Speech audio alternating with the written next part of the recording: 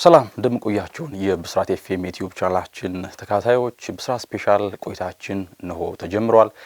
ተፈራ ታመነ ከመላው ስቱዲዮ ባለሙያዎች ጋር ቆይታ ያደረኩኝ ከእናንተ ጋር በጋራ ቆይታ የምናደርግ ነው የሚሆነው። እስከ ፕሮግራማችን ፍጻሜ ድረስ አብራችሁን ልትቆዩ ግብዣችን ነው። በዕለተ አርብ የተደረጉ ጨዋታዎች አሉ በኢትዮጵያ ፕሪሚየር ሊግ፣ እሱን እንዳስሳለን። ከዚያም ባለፈ ደግሞ ዛሬ በተለያዩ የአውሮፓ ከተሞች የሚከናወኑ ጨዋታዎች አሉ። እነሱን የተመለከተን የጋራ ቆይታ ይኖራል። እንደዚሁ ደግሞ ለቱ የተሰማ ዜናም እንደዚሁ ያካፈልናችሁ የአብሮነት ጊዜ ይኖራል። ታዲያ በቅድሚያ የኢትዮጵያ ፕሪሚየር ሊግ እንመልከት። የ21ኛ ሳምንት የመጨረሻ ዕለት የኢትዮጵያ ፕሪሚየር ሊግ ጨዋታ ትላንትና ተከናውነው ነበረ። ሁለት ጨዋታዎች ነበር የተከናወኑት። አስቀድሞ 9 ሰዓት ላይ ከዚያም ደግሞ ምሽት 12 ሰዓት ላይ ጨዋታዎች ተከናወኑ። ቀደም ብሎ በተከናወነው ጨዋታ መቻልን ከወልዋሎ ዓዲግራት ዩኒቨርሲቲ ያገናኘ ጨዋታ ነበረ። መቻል ባለፈው የውድድር ዓመት ከኢትዮጵያ ንግድ ባንክ ጋር ለዋንጫ ይፎካከር ይፋለም የነበረ ክለብ ነበረ። ዘንድሮ ግን በዛ ጥንካሬው እንደ ንግድ ባንክ ሁሉ መዝለቅ ያልቻለ ክለብ እንደሆነ ይታወቃል። መቻል ከወልዋሎ ዓዲግራት ዩኒቨርሲቲ ጋር በነበረው ጨዋታ ጎል ሳይቆጠርበት ጨዋታው 0-0 በሆናቸው ውጤት ነው የተጠናቀቀው። መቻል አሁን ላይ 7ኛ ደረጃ ላይ ነው በሊጉ የተቀመጠው። በአንጻሩ ወልዋሎ ዓዲግራት ዩኒቨርሲቲ 18ኛ የደረጃው ግርጌ ላይ የተቀመጠ ክለብ ነው። እንግዲህ ወልዋሎ ዓዲግራት ዩኒቨርሲቲ ከትግራይ ክልል ክለቦች ዘንድሮ ሲካተቱ ከመጡ ክለቦች መካከል አንደኛው እንደሆነ ይታወቃል። ጨዋታው ቀጠለና የሊጉ መሪ ኢትዮጵያ መድንን ከድሬዳዋ ከተማ ያገናኘ የዕለቱ ጨዋታ ነበረ። በጨዋታውም በመሐመድ አበራ ብቸኛ ጎል መሪው ኢትዮጵያ መድን ጨዋታውን 1-0 በውጤት አሸንፏል። ጎል ለማስቆጠር ረጅም ደቂቃዎችን መታገስ ነበረባቸው። ከእረፍት መልስ 70ኛው ደቂቃ ላይ ነው መሐመድ አበራ የድል ጎል ማስቆጠር የቻለው። ታዲያ መሪነቱን ከፍ አድርጓል። አሁን ከተከታይ ኢትዮጵያ ቡና ጋር ያለውን የነጥብ ልዩነት ወደ 6 ከፍ አድርጓል። ኢትዮጵያ መድን 38 ያክል ነጥቦች አሉት። ኢትዮጵያ ቡና በ32 ያክል ነጥብ ይከተላል። ሀዲያ ሆሳዕና በኩል 32 ነጥብ በግብ ክፍያ በኢትዮጵያ ቡና ተቀድሞ 3ኛ ደረጃ ላይ የተቀመጠው ክለብ ነው። በዚህ መንገድ የኢትዮጵያ ፕሪሚየር ሊግ ጨዋታዎች 21ኛ ሳምንት ተጠናቀዋል። በቀጣይ እንግዲህ ከነገ ጀምሮ ደግሞ የ22ኛ ሳምንት ጨዋታዎች መከናወን የሚጀምሩ ይሆናል። በቀጥታ ዛሬ ወደሚደረጉ የአውሮፓ ታላላቅ ሊጎች ልውሰዳችሁ። የእንግሊዝ ፕሪሚየር ሊግ መርሃ ግብር ዛሬ እንግዲህ ጅማሬውን ያደርጋል። እናም በምሳ ሰዓት ጨዋታ አስቀድሞ ተጠባቂው ጨዋታ ይከናወናል። በዕለተ ቅዳሜ ከሚደረጉ ጨዋታዎች መካከል የሚጠበቀው ይሄኛው ጨዋታ ነው። በሲቲ ግራውንድ ኖቲንግሃም ፎረስት ከማንቸስተር ሲቲ ይጫወታሉ። ኖቲንግሃም ፎረስት ዘንድሮ በእንግሊዝ ፕሪሚየር ሊግ እንግዲህ ከሰርፕራይዚንግ ቲሞች መካከል አንደኛው ክለብ ነው። ኖቲንግሃም ፎረስት ሳይጠበቅ ኑኖ ኤስፒሪቶ ሳንቶስ ጠንካራ ክለብ አድርገውታል። ኖቲንግሃም ፎረስትን ትልቅ ክለቦችን የሚፈትን ክለብ ሆኖ ስንመለከተው ዘልቀናል። ሊቨርፑልን ብቸኛ ያሸነፈው ክለብ ኖቲንግሃም ፎረስት እንደሆነ ይታወሳል በሊጉ። ከሰሞኑ ግን በተለይ የጨዋታ ዘይቤያቸው ጥያቄ ይነሳባቸዋል። እንደምናውቀው ኖቲንግሃም ፎረስት ቢውልድ አፕ መስርቶ ኳስን የማይጫወት ከዚያም ባለፈ ፕረስ የሚያደርግ ቡድን ነው። የራሱ የጨዋታ ዘይቤ ያለው ቡድን ነው። እናም ከአርሰናል ጋር በነበረው ጨዋታ በተለይ የጥራት ደረጃቸው ዝቅ ብሎ ነበር የተመለከትናቸው። ይበልጥ መከላከልን ዝንባሌ አድርገው በሚድ ብሎክ ይጫወት የነበረ ክለብ ነው። ይህም ደግሞ የመስመር ተጫዋቾቻቸው የማጥቃት አቅም ያላቸው ለምን ይነፍጓቸዋል የሚል ጥያቄ ይነሳባቸዋል። ኖቲንግሃም ፎረስት ዘንድሮ እንግዲህ በአውሮፓ መድረክ የሚያሳትፈውን ውጤት ለማግኘት ነው የተጫወተ የሚገኘው። በ48 ነጥብ 3ኛ ደረጃ ላይ ተቀምጧል። ማንቸስተር ሲቲ በአንጻሩ በ47 ነጥብ በአንድ ነጥብ ብቻ ዝቅ ብሎ 47 ያክል ነጥቦችን ይዞ 4ኛ ደረጃ ላይ ተቀምጧል። ታዲያ ሁለቱ ፉክክር የሚጠበቅ የዕለቱ የጨዋታ መርሃ ግብር ነው። ባለፉት 3 ጨዋታዎቻቸው በድምሩ ማንቸስተር ሲቲ 7 ጎሎችን በማስቆጠር 7-0 በድምሩ ያሸነፈ ክለብ ነው። በሌላ መንገድ ደግሞ ኖቲንግሃም ፎረስት ብራይተንን 7-0 ካሸነፈ በኋላ ሌሎቹን ተካታይ 3 የሊግ ጌሞች ማሸነፍ አልቻለም እና ኖቲንግሃም ፎረስት ሰሞነኛ አቋሙ እንግዲህ እየተንሸራተተ እንደመጣ ማሳያ ነጥብ ነው። ሌላኛው ሙሪሎ እንግዲህ በመከላከል ስፍራቸው ላይ ሁነኛ ተጫዋቻቸው ነው። እንግዲህ ብራዚላዊ ሙሪሎ እንግዲህ በዶሪቫል ጁኒየርም ጥሪ ቀርቦለታል። ብራዚል በቀጣይ ከኮሎምቢያና ከአርጀንቲና ጋር ለምታደርጋቸው የዓለም ዋንጫ የማጣሪያ ጨዋታዎች ይህ ሙሪሎ የኖቲንግሃም ፎረስቱ ተከላካይ ጥሪ ቀርቦለታል። ከሚሊኮቪች ጋር ያላቸው ጥምረት በጣም ድንቅ ነው። በሊጉም ጠንካራ የመከላከል ጥምረት ከሚያሳዩ ተከላካዮች መካከል እንደነ ኢብራሂማ ኮናቴና ቨርጂል ቫን ዳይክ፣ ዊሊያም ሳሊባና ከዚያም ባለፈ ጋብሪኤል ማጋሌስ ይጠቀሳሉ። እንዲሁም በቦርንመዝም የመከላከል ጥንካሬያቸው እንግዲህ የምናውቃቸው እነ ሁሴን እነዚህ እንዳሉ ተጫዋቾች ሁሉ የኖቲንግሃም የመከላከል ጥንካሬ ይታወቃል። እናም ከማንቸስተር ሲቲ ጋር የሚደረገው ጨዋታ ተጠባቂ ነው። ምክንያቱም ቶፕ ፎርሙን ለማጠናቀቅ ነው አሁን ላይ የተፋለሙ የሚገኙት ሁለቱም ክለቦች። ስለዚህ ዕለቱ ጨዋታ በእጅጉ ይጠበቃል። ይቀጥልና 12 ሰዓት ላይ በአንፊልድ ሊቨርፑልን ከሳውዛምፕተን ያገናኛል። የሊጉ መሪ ከሊጉ ግርጌ ከሚገኘው ክለብ ጋር ነው የሚጫወቱት። ቅዱሳኑ ዘንድሮ እንግዲህ ከሊጉ ከሻምፒዮንሺፕ ካደጉ በኋላ በጣም ደካማ ዓመትን ነው ያሳለፈው የሚገኙት። የሊቨርፑል አለቃ አርነ ስሎት ከጨዋታው አስቀድሞ በነበራቸው ጋዜጣዊ መግለጫ ወቅት ላይ ስለ ፔዤው ድል ተጠይቀው ነበርና ከፒኤስጂ ጋር በነበረን ጨዋታ ትንሽ አልነበረም እድለኛ ያልነበር ነው በጣም እድለኞች ነበርን የሚል ሐሳብ ሰጡ።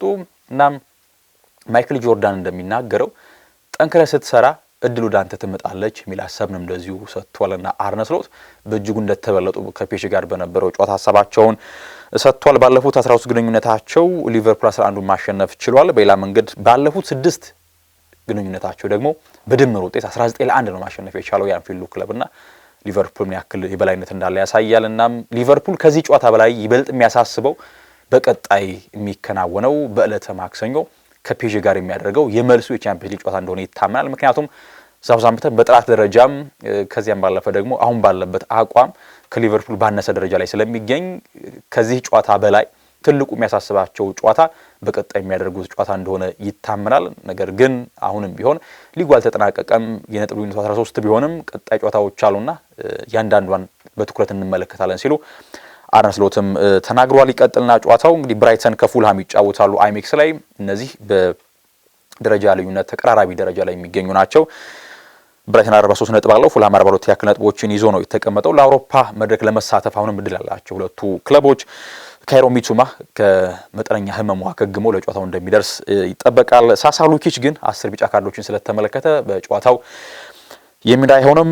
ትራውሬ ጉዳት እንደገጠመው ይታወቃል። በኤፍኤ ካፕ ከዩናይትድ ጋር በነበራቸው ጨዋታ የእርሱም ጉዳይ የመሰለፍ እድሉ 50-50 ነው። ማች ፊትነሱ እንደሚገመገም ነው መረጃዎች የሚያሳዩት። ብራይተን ባለፉት 9 ጨዋታዎች ማሸነፍ አልቻለም ፉልሃምን እና ይህም ምናልባት በዕለቱ ጨዋታ ላይ ተጽዕኖ ሊኖረው እንደሚችል ይታመናል። 5 ጨዋታዎችን ተሸነፈ፣ 4ቱን አቻ ወጥቷልና ፉልሃም ማሸነፍ እጅግ እየከበደው ይገኛል። ብራይተን በዚህ መንገድ ጨዋታው ይቀጥላል። ክሪስታል ፓላስ ከኤፒሲው ሸለርስ ፓርክ ላይ የሚደረግ ሌላኛው ጨዋታ አለ። በሌላ መንገድ ብሬንትፎርድ ከአስቶን ቪላ ይጫወታሉ። አሁን ላይ አስቶን ቪላ 10ኛ ደረጃ ላይ የተቀመጠው፣ ነገር ግን አሁን ላይ 10ኛ ደረጃ ላይ የተቀመጠው አስቶን ቪላ 4ኛ ደረጃ ላይ ከተቀመጠው ማንቸስተር ሲቲ የነጥብ ልዩነቱ 5 ብቻ ነውና አሁንም የነጥብ ልዩነቱ ጠባብ መሆኑን ተከትሎ በአውሮፓ መድረክ ለመሳተፍ የሚደረገው ፉክክር እጅግ ትኩረትን የሳበ የሊጉ ጉዳይ ነው። በሌላ ጨዋታ ደግሞ እንደዚሁ ወልቭስ ከኤቨርተን ጨዋታቸውን ያደርጋሉ። እንግዲህ በወልቭስ በኩል ማቲያስ ኩኛ እንደምናውቀው ቅጣት ተላልፎበታል። በጨዋታው የሚኖር አይሆንም። ጉዴስ ግን ከጉዳቱ እንደሚመለስ መረጃዎች ያሳያሉ። አብዱላሂ ዱኩሬ ከሰሞኑ እንግዲህ የልጅ አባት ሆኗል። እናም ባለፈው ጨዋታ አልተገኘም ነበረ። ነገር ግን ተመልሶ ላይ በወልቭስ ጨዋታ እንደሚመለስ ይጠበቃል። ወልቭስ 17ኛ ደረጃ ላይ የተቀመጠውና አሁን የውረድ ስጋት አለበት። ስለዚህ ከኤቨርተን ጋር የሚደረገው ጨዋታ ተጠባቂ መርሃ ግብር ሆኖ የሚያልፍ ነው የሚሆነው። ከሩበን አሞሪም የሰጡትን ሀሳብ እስኪ እናንሳ። ከዕለተ እሁድ ይጫወታሉ ማንቸስተር ዩናይትድ ከአርሰናል በኦልድ ትራፎርድ። ከጨዋታው አስቀድሞ የሰጡት አንድ ሀሳብ አለ። ሩበን አሞሪም ምንድነው ያነሱት ሀሳብ? ከሚኬል አርቴታ ጋር በተገናኘ ሚኬል አርቴታ አርሰናል የለወጠበት መንገድ፣ አርሰናል ከመጣ በኋላ የሰራው ስራ ሌሎች አሰልጣኞች እንደ መነሳሻ ሊሆን የሚችል ለሁሉም አሰልጣኞች መነሳሻ ሊሆን የሚችል ስራን የሰራው አርቴታ በአርሰናል የሚል ሀሳባቸውን ሰጥተዋል። ሩበን አሞሪም እንደምናውቀው አርሰናል ሚኬል አርቴታ ሲመጣ አርሰናል በከፍታ ደረጃ ላይ አልነበረም የነበረው። በአውሮፓ መድረክ እንኳን ለመሳተፍ አቅም አልነበረውም። ነገር ግን በሂደት ከክለቡ አመራሮች ጋር በጋራ አርሰናልን ወደ ዋንጫ ተፎካካሪ እንግዲህ የቀየረበት መንገድ ይታወሳልና ይህንን ነው ሀሳብ ያነሳው ሩበን አሞሪም። አርሰናል የለወጠበት መንገድ ለብዙ አሰልጣኞች እንደ ኢንስፓይሬሽን መሆን የሚችል ነው በሚል ሩበን አሞሪም ሀሳባቸውን ሰጥቷል። ነገር ግን አርሰናል ለሚኬል አርቴታ በሰጠው እድል ደረጃ ድረስ እኔ እድል ያለኝ አይመስለኝም የሚል ሀሳብንም ሰጥቷል። የተሰጠው እንግዲህ እድል ሰፊ ስለመሆኑ ሀሳባቸውን ሰጥቷል። በሌላ መንገድ ከሶሲዳድ ጋር ሰባስቲያን ከተደረገው ጨዋታ በኋላ ድካም እንደሚታይባቸው ተጫዋቾቹ ሀሳባቸውን ሰጥቷል። እናም ነገር ግን ከዚህ ከድካማቸው አገግመው የተቻላቸውን ለማድረግ እንደሚጫወቱም አልሸሸጉም። ሩበን አሞሪም ከኮቢ ሜኖ ዘጋርዲያን ይዞት የወጣው አንድ መረጃ አለ። ትላንት አመሻሽ ጀምሮ እኔ ኮቢ ሜኖ አሁንም ኮንትራት ማራዘም ጉዳይ ላይ መቋጫ አልተገኘለትም። የእርሱ ጉዳይ እንዲያውም ውድቅ ለማድረግ አስቧል። ይህን ኮንትራት የማራዘም ጥያቄ ነው የተባለው። ስለዚህ ዩናይትድ ለተጫዋቹ ዝውውር እስከ 70 ሚሊዮን ፓውንድ ድረስ ከቀረበለት ለኮቢ ሜኖ ለመሸጥ ፍላጎት እንዳለው ተነግሯል። ምክንያቱም ኮንትራቱን ካላራዘመ ብቸኛ ምርጫቸው መሸጥ ስለሆነ ማለት ነው። ወደ ላሊጋ ጨዋታዎች ልውሰዳቸው። በስፔን ላሊጋ ሳንታንዴር የሚደረጉ ጨዋታዎች አሉ። ባርሴሎና ከኦሳሱና ይጫወታሉ። የሊጉ መሪ ነው ባርሴሎና። የዘንድሮው ላሊጋ እጅግ አስደናቂ ሆኗል። አንደኛው ክለብ ይመራል፣ ከሳምንታት በኋላ ደረጃውን ይነጠቃል። አሁን ደግሞ ብሉግራናዎቹ የሊጉ መሪ ሆኗል። ከኦሳሱና ጋር ይጫወታሉ። እንደሚታወሰው በሳምንቱ አጋማሽ ወደ ስታዲዮ ዳሎዝ አምርተው ወደ ሀገረ ፖርቹጋል ቀይ ካርድ ተጫዋች ወጥቶባቸው ኩባርሲ በጉድሮ ተጫዋች አሸንፈው መመለሳቸውን እናስታውሳለን። በተለይ የራፊንሃ ዘንድሮ የብቃቱ ፒች ላይ መድረስ እጅግ ለክለቡም ትልቅ አቅም እየፈጠረ ይገኛል። የብሔራዊ አሰልጣኝ ዶሪቫል ጁኒየርም ራፊንሃ ዘንድሮ ባላንዶር የማሳካት አቅም አለው ብለዋል። እናም ባላንዶር ለማሳካት ኮንቴንደር ከሆኑ ተጫዋቾች መካከል አንደኛው ራፊንሃ ነው በሚል ሀሳባቸውን ሰጥተዋል። ሜስቲያ ላይ ቫሌንሲያ ከሪያል ቫልላዶሊድ ይጫወታሉ። እንደዚሁም ደግሞ ሴልታ ቪጎ ባላይዶስ ላይ ከሌጋኞስ ጨዋታቸውን ሲያከናውኑ የባሱ ክለብ ዲፖርቲቮ አላቬስ ከቪያሪያል ጨዋታቸውን ያከናውናሉ። ጀርመን ላይ ባየር ሌቨርኩሰን ከቨርደር ብሬመን ይጫወታሉ። በሳምንቱ አጋማሽ በባየር ሙኒክ ተሸንፎ ነው ወደ ጨዋታ የሚመለሰው ሊቨርኩሰን። ባየር ሙኒክ ከቦኸም ሌላኛው የዕለቱ ጨዋታ ነው። በቡንደስሊጋ እንደሚታወሰው ባሳለፍነው እንግዲህ ዓመት 3-2 በሆነ ውጤት ቦኸም ባየር ሙኒክ ማሸነፉ ይታወቃል። ነገር ግን ባለፈው ውድድር ዓመት የነበረው ሙኒክና የዘንድሮ ሙኒክ እጅግ የተለያዩ ቡድን ናቸው። እናም ሙኒክ ከቦኸም ይጫወታሉ። ሲግናል ኢዱና ፓርክ ላይ ቦሩሲያ ዶርትሙንድ ከኦግስበርግ ጨዋታቸውን ያከናውናሉ። በመጀመሪያው ጨዋታ ኦግስቡርግ ዶርትሙንድ ማሸነፍ እንደቻለ ይታወሳል። በጣሊያን ደግሞ ሌቼ ከኤሲ ሚላን ይጫወታሉ። እንግዲህ ኤሲ ሚላን ኮንሴሳው ወደ ክለቡ ሲመጡ ሳምንታቶቹ ሰናይ ነበሩ። ነገር ግን የኋላ እጅግ ለውጤት ማጣት እየተዳረጉ ይገኛሉ። ከቻምፒዮንስ ሊግ ውድድር ውጭ ሆኗል። አሁን ላይ ለቶፕ ፎር እጅግ ሩቅ ናቸው። እናም አንዳች መፍትሄ መዘየድ አለባቸው። ኮንሴሳው ከሌቼ ጋር ይጫወታል ሚላን። ያው ደግሞ ኢንተር ሚላን ከሞንሳ ጨዋታቸውን ያከናውናሉ። ኢንተር ሚላን ባሳለፍነው ሳምንት ተጠባቂው ጨዋታ ከናፖሊ ጋር በኢስታዲዮ ዲያጎ አርማንዶ ማራዶና ነጥብ ተጋርቶ መመለሱ ይታወቃል።